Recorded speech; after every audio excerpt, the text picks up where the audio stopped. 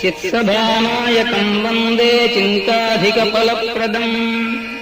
अपर्णास्वर्णकुम्भाभकुचाश्लिष्टकळेबरम् विराट्हृदयपद्मस्य त्रिकोणे शिवया सह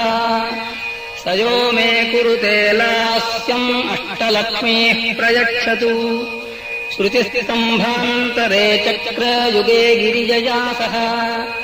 स यो मे कुरुते लास्यम् अष्टलक्ष्मीः प्रयच्छतु शिवकामी कुचाम्भोज सव्यभागपरिष्कृतः स यो मे कुरुते लास्यम् अष्टलक्ष्मीः प्रयच्छतु